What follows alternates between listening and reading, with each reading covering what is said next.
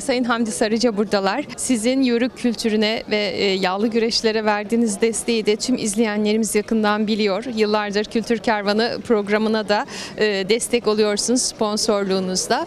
Efendim son aldığımız bilgilere göre de bu anlamda artık Türkiye sınırlarını aştık diye biliyorum. Bu gelişmelerle ilgili bizleri bilgilendirir misiniz?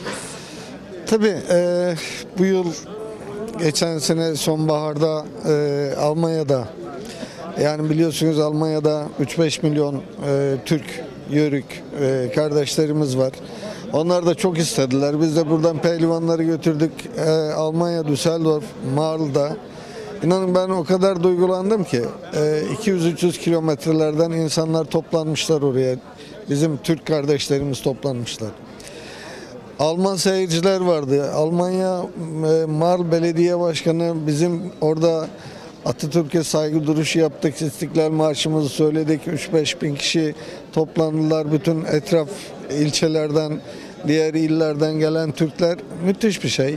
Seneye inşallah yine yapacağız. Zaten biliyorsun yağlı güreşte hep yörük çocuğudur pehlivanlar. %90'ı yörük çocuğu. Eziyetli bir spor. Herkes dayanamaz ona. Çok çalışmak gerekiyor. Oradaki vatandaşlarımız nasıl karşıladılar? Çok mutlu. İnanın biz sahaya girdiğimizde onlar zaten televizyondan seyrediyorlarmış. Biliyorlarmış. Çok hoş karşıladılar. Çok güzel karşıladılar.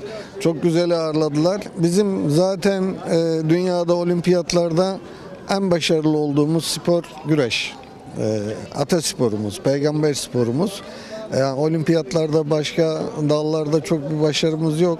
Ama güreşte hem Avrupa'da hem dünyada hem olimpiyatlarda biz de seviyoruz. Onlar mutlu oluyor, biz de mutlu oluyoruz. Evet, herkes güreş ağası olabilir ama o ağalığın hakkını vermekte çok az kişiye nasip oluyor.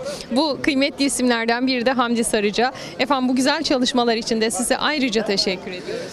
Ben teşekkür ederim.